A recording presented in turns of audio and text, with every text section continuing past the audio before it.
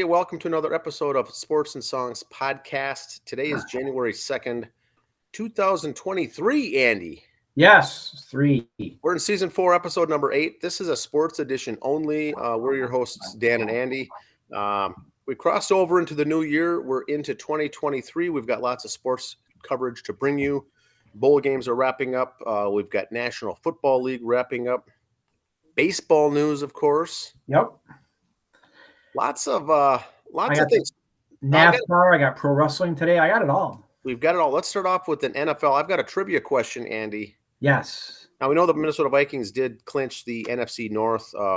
They're going to the playoffs. They won the division. We'll see how it all shakes out. But I was going to have my trivia question say, how many times has the Minnesota defense given up a 100-yard rusher all season? Well, that was kind of boring because the answer was only one. Just this last week, they gave it up against Green Bay, 100 yards rushing. So I thought I'd focus on the pass defense instead. Okay. All right. And no, this isn't comedy. This isn't a joke. But we are going to focus on the pass defense. Where do the Vikings rank, Minnesota Vikings defense rank in the NFL, all the teams? Where do they rank for giving up passing first downs? First downs given up via the pass. With one game to go in the season, where are they ranked? There's 32 teams. Are we in the middle of the pack? Are we pretty good? Are we pretty bad? Are we a sieve? Right. Where do we give up our first downs? From a passing perspective, what's our rank? All right. We'll get to it. All right. At the end of the show, we'll get to it. But let's move on here, Andy. You've got some sports updates for us. Yes, back to our regular format. Last couple of weeks, we've done stuff differently. Here we go back to what made us what we are today, the fastest growing podcast in all of Western Carver County. Exactly. Girls wrestling, elementary school, high school wrestling. I want to start with this because this is, to me, the key right here. Okay. Egan Matt Cat Open is this Saturday. If you look at the schedule there, you might have to blow it up a little bit on your screen. The first grade division, the pre-KK division from 8 to 9. Got it. I love it because you start them young. That's how you get them into this. They got enough girls for that. They have a pre-KK. They have a first and second. So if you don't know if you want your little girl going into wrestling, go watch this. Follow it online. It's interesting. It's fun. I mean, boys have been doing it for years. Girls have wanted to do it for years. Here you go. Interesting. So there you go. There's that one. Boys basketball. Now, like we said this year, we're going to change it up when we talk high school sports because there's so many conferences and so many classes. We're just going to pick a conference each week and just go over their rankings and stuff going on with them. So for boys, we picked the Little 8. Now follow this with me, Dan. Yes. How many teams do you see there in the Little 8? I see about 9. 9 teams in the Little 8, yes. Those like the Big Ten in football has, 14, soon to be 16. So in high school conferences, we have the Little 8 with 9 teams for boys basketball. Ah, yes. Hillcrest Lutheran, Underwood, and Battle Lake are your top 3 there. Battle Lake 5-1 overall. Hillcrest Lutheran 4-0. But, these are schools you might hear later on or you've heard in other sports. There's Parker's Prairie. We've heard that before. Now, usually I don't pick the same conference in both boys and girls for basketball. For girls basketball, the Little 8. How many teams are there? 7. 7. So, Minnesota State High School League counts as well as the NCAA. It's they got 7 in the girls, 9 in the boys, and the conference is called the Little 8. Average. The law of averages, Dan. Average, yes. Then we got Underwood at 7-2 overall, 4-0 in the conference. Rothsay, 3-1, 5-3 overall. There's Hillcrest Lutheran, 1-0 in conference, 6-2 overall. Some names we might hear in March. You never know. Boys hockey. We're going to go with the Iron Range. There's only just the 4 teams there, but we're familiar with these teams. Only we're not familiar with seeing Greenway at 0-1 and 2-6 overall. No. And Rock Ridge, 5-4-1 overall. Rock Ridge. They haven't been the same since they put that railroad through the town. If you recall that from Blazing Saddles, they went through Rock Ridge. Yes. So just movie trivia history there for you. Yeah, Greenway 0-1. That's not I'll give you 0-1 in one conference game. I'll give you that, but the 2-6 overall, kind of shocking. And in the girls' hockey, we went to a different conference. We went to the Central Lakes. Alec at 5-0 in the conference, 5-0-1 to be 6-5-1 overall, which tells me they don't do well playing outside the conference. Or they may have had a very tough non-conference schedule too. Really beefed up their non-conference schedule. Wow. And Fergus Falls 2-2, but 12-4 overall. So they either did well outside conference or played a bunch of cupcakes. I'm not sure. But Fergus Falls, we keep an eye on them in the girls' tournament coming up. They might be someone to watch.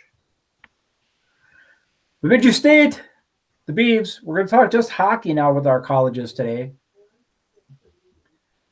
The boys are 9-5-4 overall, riding a 3-game winning streak. Their last 4 since we talked last, they were 3-1 with that loss at Lake Superior State that they've rattled off 3 in a row, including 2 wins against number 16 Minnesota State. Impressive. Mankato, as we like to call them here. Then we had the Christmas break. But in between, on New Year's Eve, the Beavs and the Ghosts up at the Sanford Center in Bemidji had an exhibition game. That's how you can say that, yes, the Beavers lost this. They still won 3 in a row. This was considered exhibition. We'll get back to that later on why it was exhibition. Gophers 2-1 on a late goal in the third. Not controversial, just late goal in the third. So a very good game. Beavs coming up are going to Duluth, home and home, and then they'll be at Bowling Green in Ohio for return to a CCHA conference. The Beavs are in the CCHA, not the Big Ten, not the other conferences. They're CCHA, which puts them in first place in CCHA. If you look at the NCAA rankings, they do the top 20. The Beavs are the others receiving votes, or the RV sometimes you see after a name. So they're first team there, so they're just close to making the big rankings. But you see the Beavs with 25 points, tied with Michigan Tech, and 1 point ahead of Minnesota State and 2 ahead of Bowling Green. So those matches coming up with Bowling Green are going to be very important. The girls hockey, 4-17-1. Not the greatest.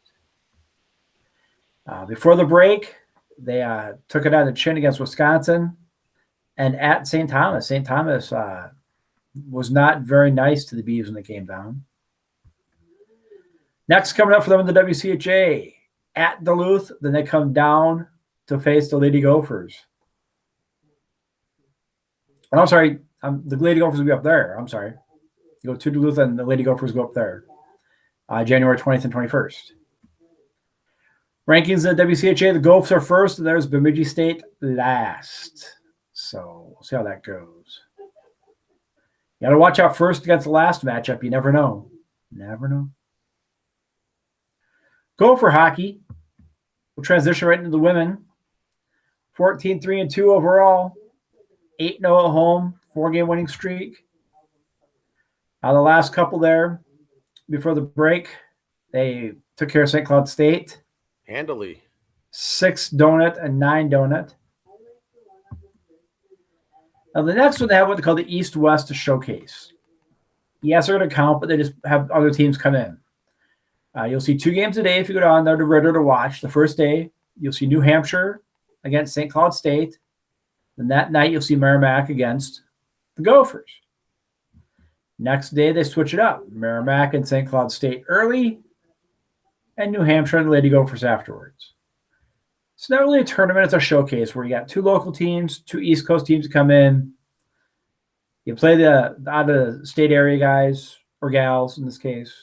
It's fun to watch those. Yeah, some rare matchups there. Yep. And, it's good to see. You're not seeing them play St. Cloud State or the other division teams you see all the time. If you're a hockey fan, you really love these events because you're seeing the schools you don't normally see. So, and they're in the afternoons. So, now these are January 7th, 6th and 7th. So, afternoon, go down. It's still, should be daylight out for the first game. Can't say so much for the second one, but boys hockey, or men's as they like to call it. 15-5 for the boys, 9-2 at home.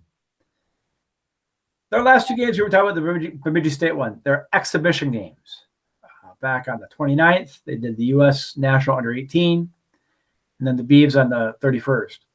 Now, the reason they have these exhibition games like this, if you've been following sports news, which I know you have, been following us on our social media pages, the U.S. Nationals, Junior Nationals are going on for hockey right now. There's a lot of Gopher players on that.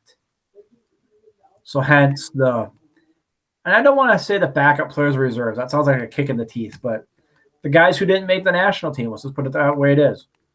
That's who played and got a lot of ice time on these. Yeah, these are still good. These are still good games to watch. They're just not so they have to call it an exhibition, but boy, there's still some mighty good talent there on the ice. Yeah, because a lot of your players are gone for not only the U.S. national team. If you're from Croatia or Canada, you're on that national team as well. So that is why they're considered exhibition games. Still fun to go to. Pretty sure you still paid full price, though. And then coming up afterwards, when everybody gets back home and on the teams here, there will be a home and home with St. Cloud State.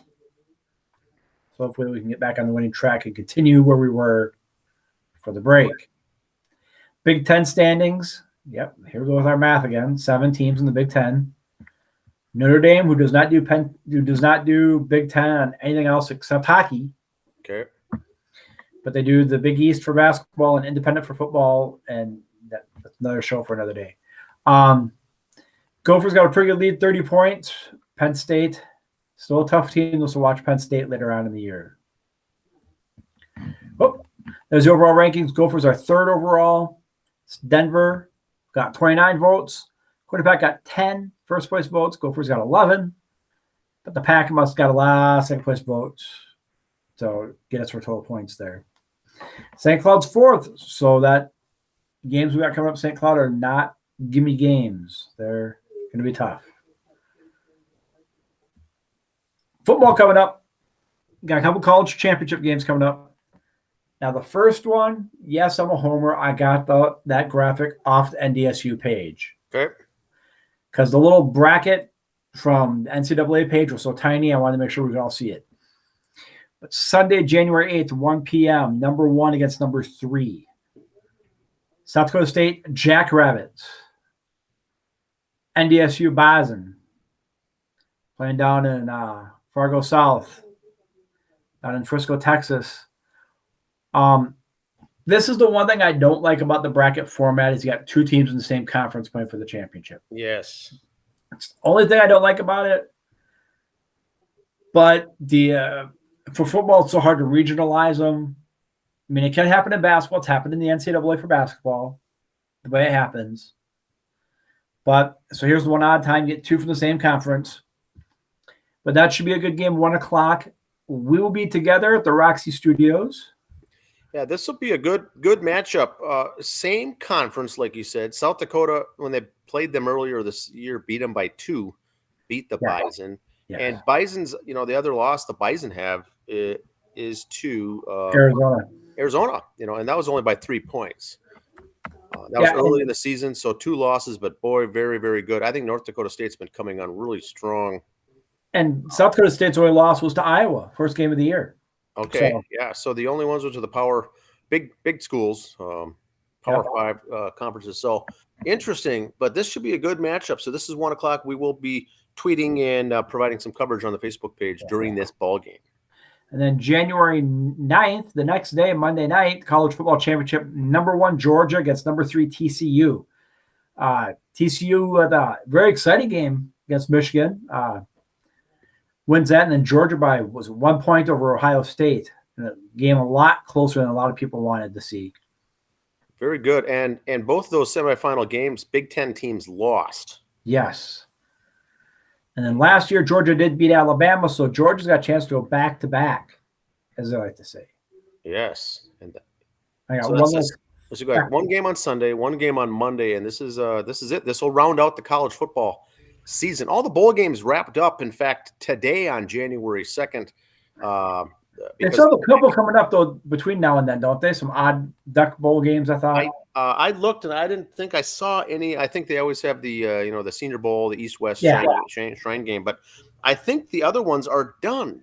But you're right. Typically, they have a couple after the new year. But of the 43 games that I counted for bowl games, they ended this afternoon. And boy, the Rose Bowl game. So Penn State just got done winning, and so the Big Ten finished 5-4 of their 9 games, 5 wins, 4 losses in bowl games.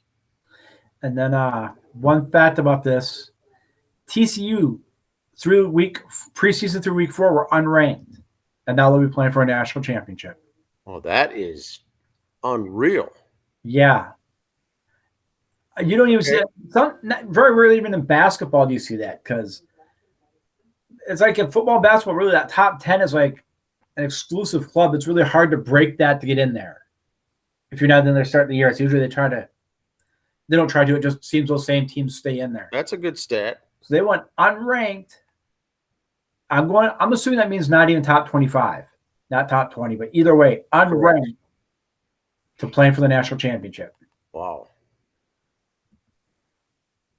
Today, the NHL had their Winter Classic in Boston.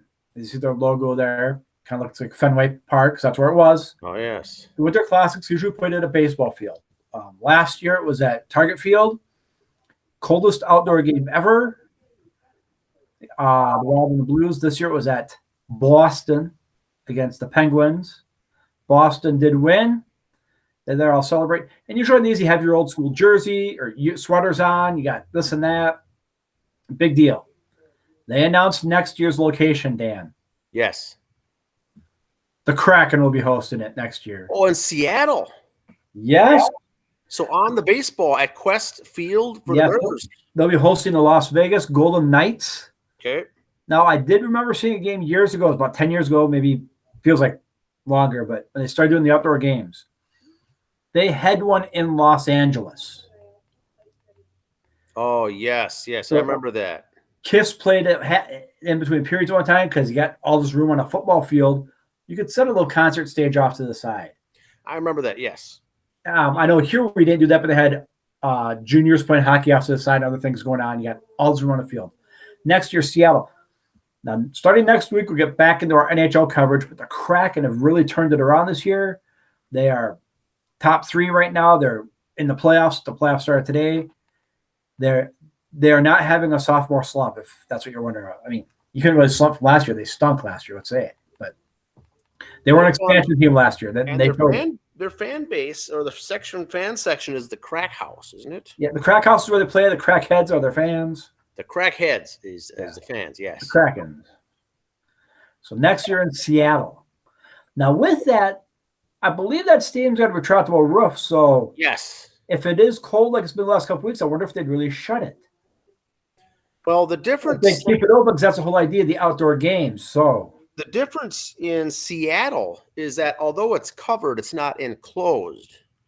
Oh, okay. So the sides are open. You're still right. dealing with the elements, but if it's raining or snowing, you're not getting impacted. But it's not enclosed. So they could have the roof open or closed, and if it's chilly, which it typically is in January in Seattle, it will be cold regardless. But, yeah, it's an interesting setup they've got there. It's that wet cold out there, too, so that could be kind of interesting, too, how that handles. Or of a dry heat. Yes. Oh, yeah. A dry cold, wet cold. WWE and Fan Time. Okay. I did not want to put any more pictures up than this. I'll just keep it at this for now. A couple weeks ago, when I mentioned it before on stuff, there was one of the lady wrestlers in the WWE's NXT division. Mandy Rose was her name. She was their world champion. And also, not nowhere, they had her lose a match to drop the belt. Fan Time, if you're not familiar, is kind of like an OnlyFans page that some of these ladies have, where they do not so lady things on them. And she did stuff that they said crossed the line. Okay, first of all, if you look at the stuff WWE puts up for pictures and what they have them wear, what line did they cross? But anyway, she did stuff to cross the line. Well, you know how men are who follow ladies wrestling. They had to see what this was. Curiosity got to them. I did not look. I am going off other reports from other podcasts. Roughly her page was $40 a shot to be a monthly member. But if you want to instant message them or do other things, it could be up to $115 a month. I don't think I'm going to hurt anyone's feelings when I say this. A lot of people who follow the gals on Fan Time or OnlyFans or everything else live in mom and dad's basement. Don't have much of a social life, so they have the expendable money for this. In 2 weeks, on just her Fan Time page, she made over $1 million. Are you kidding me? WWE let her go because of this.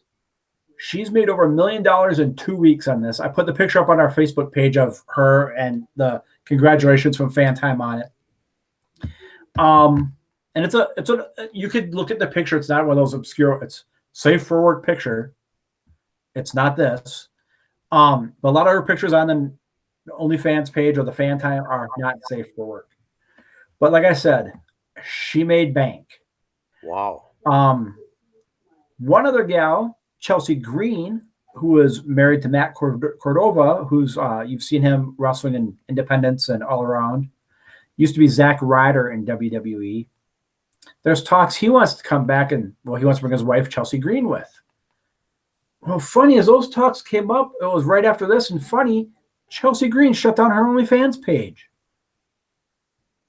AEW star Miro, who used to wrestle in WWE, are talks he wants to go back, but his wife CJ Perry has an OnlyFans page, and she said today that she'd be willing to close that down to go back to WWE. Ladies, Mandy Rose made $1 million in 2 weeks. What's WWE paying you? Wow. So that I'm not saying which way to go for your business stuff, but you know what? How long is it? And Mandy Rose. Now, some people are going, is she going to still wrestle elsewhere? Why? If she's okay doing this, I'm not saying it's good or bad. If she's okay doing this, why would you risk injuring your body and damaging what's making you money? Interesting concept. It is right. And you're always looking for new ways for revenue streams and new types of revenue, to ways to make money, to earn a living, Yep. to make a salary, earn a career. And if you're making that much, do you want to, like you said, do you have to put yourself even in the ring? Yep. Do you have a need to? No, the answer is no. If your ethics are okay to do that to make the money, go for it. Now, here's the other thing on it all is there's some of the ladies who have the OnlyFans pages that are still wrestling in other associations. Does that mean that association is bad for letting them have this? That's up to them. What the people I do at work with, what they do at home is on them. I can care less. But there's some people, and here's where I get to the people who live in mom and dad's basement. Yeah. There's some gals out there who have OnlyFans pages and stuff that's come up going, but all they do is just show like, oh, here's my family at the resort. Nothing nudity-wise about it. Why would you still pay $20, $30 a month, $40 a month to follow that? I can see that on Instagram for free. Yeah. The guy who's paying that to watch you just do that, I looked it up in the dictionary. It says stalker right after it.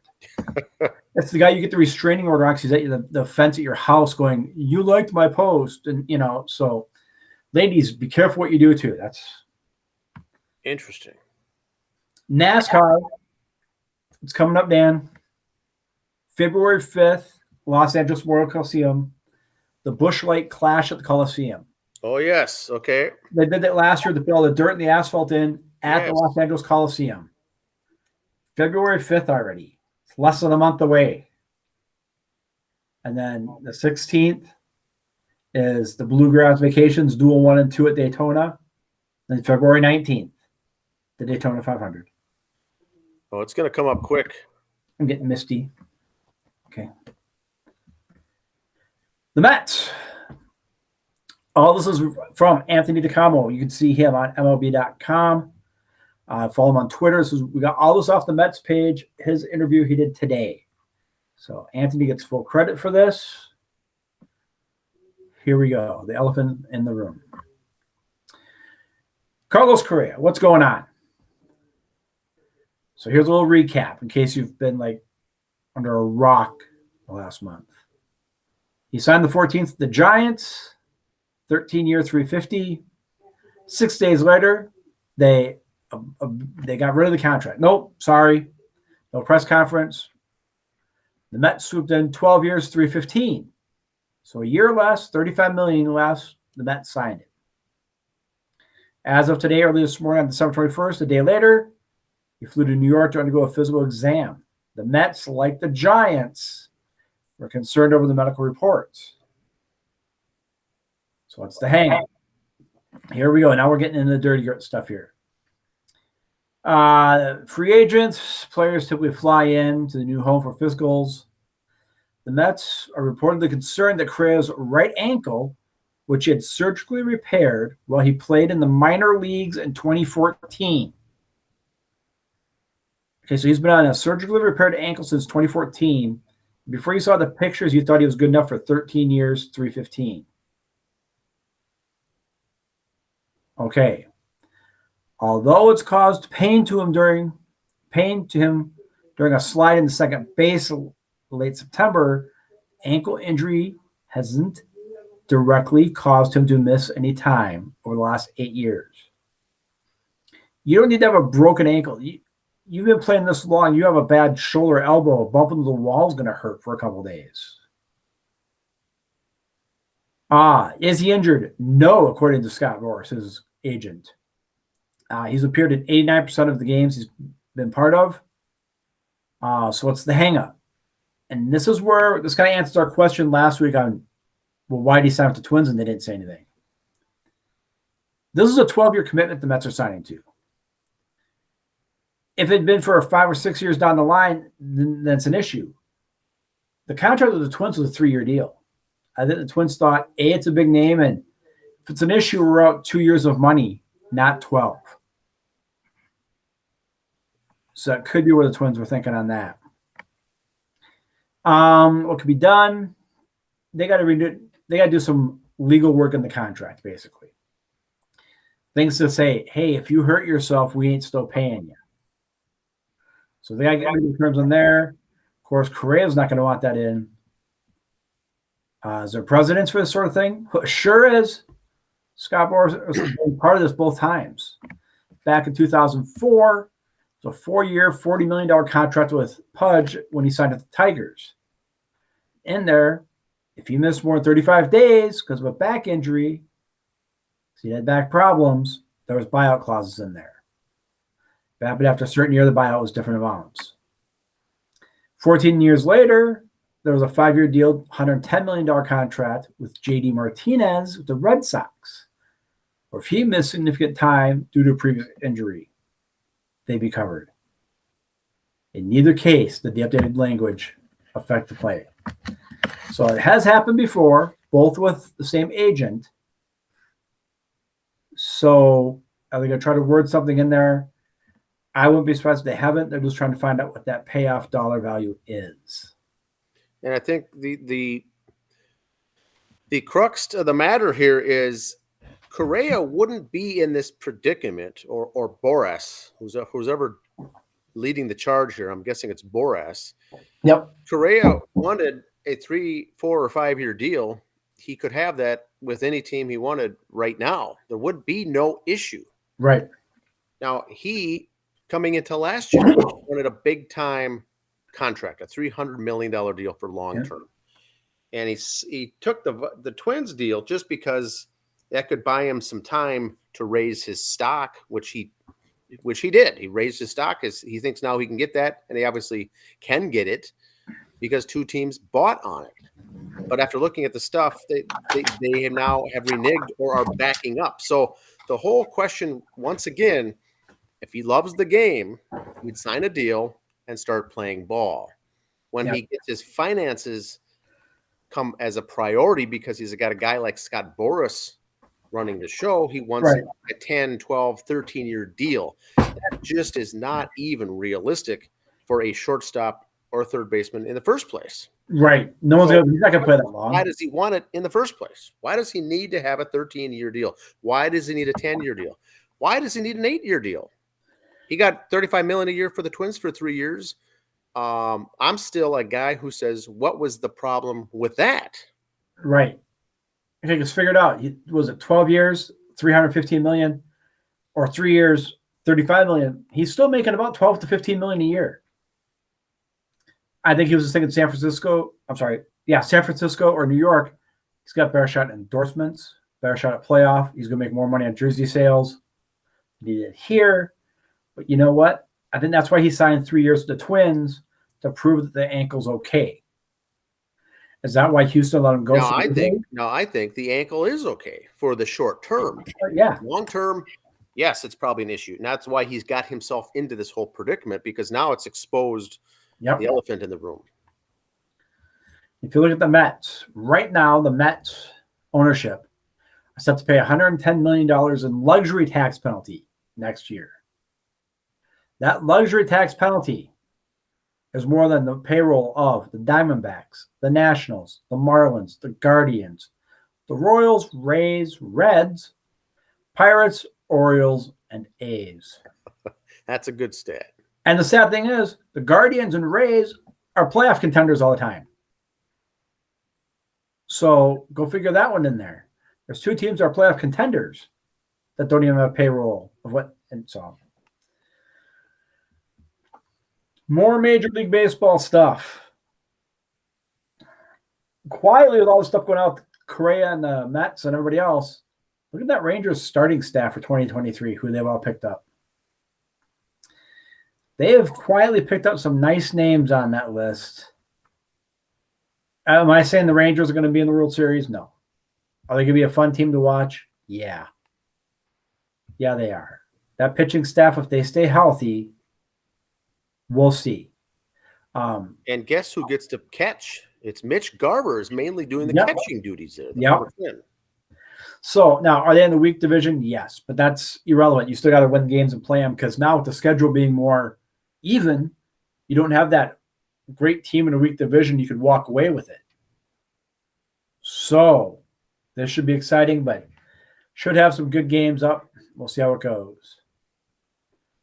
Also, if you recall our friend Trevor Bauer here, he was suspended for 327 games for domestic violence a couple years ago. He served 194 of those, and they're saying, okay, you've been a good boy. You're relieved. You're okay to come back. The Dodgers said, great. They released him because the clubhouse didn't want to have to deal with him. Yeah. Is anyone going to take a chance on him?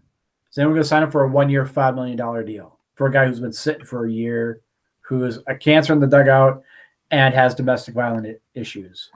That's a good call. Good question, I should say. People change. I'm not sitting there saying once a jerk, always a jerk. I'm not saying that. Has he rehabilitated? Is he a better man? Did he find God? Whatever he's going to say. I'm not saying that's good, bad, or indifferent. Is someone going to take a chance on him? Here's some dates. Major League Baseball. Get your calendar out. Winter Baseball Classic, or World Baseball Classic, I'm sorry. March 8th through 21st. Opening day the 30th. April 15th, Jackie Robinson Day. The Mexico City Series, April 29 and 30.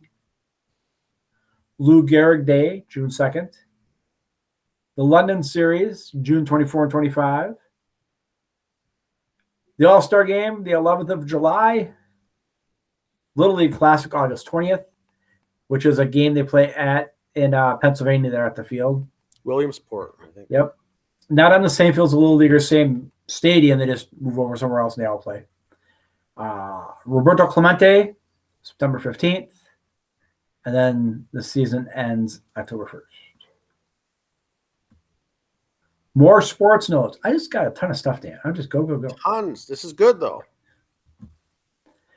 Both of them, since we spoke last, Caitlin Clark and Monica Cesano have reached 2,000 career points.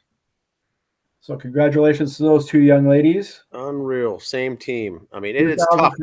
Yep. It is tough, for someone to do that in their career, much less two. You had two on the squad at the same time. Now, Monica's in her last year. Caitlin's done a little faster, but that's irrelevant. That shows you got two good scorers on the court at one time right now. So congrats to both of those gals. Pele, 82 years old, passed away this week. Natural causes. Pele was, I know on my Atari I had Pele Soccer as a game.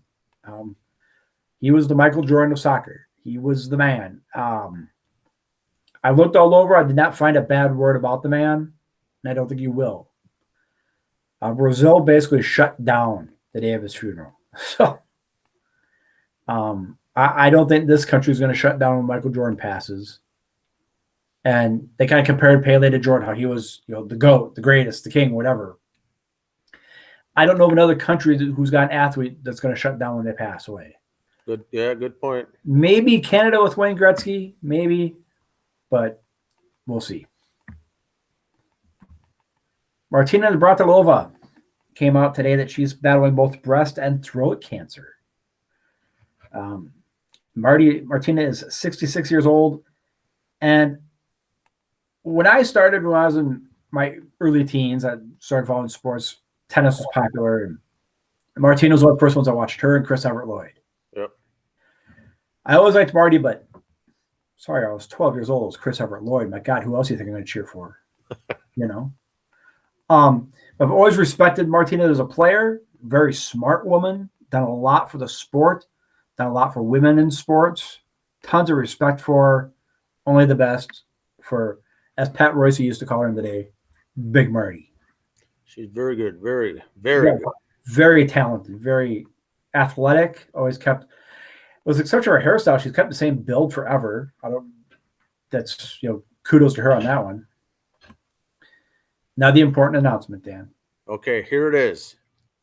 I even got a drum roll for it. You got your pen and paper out?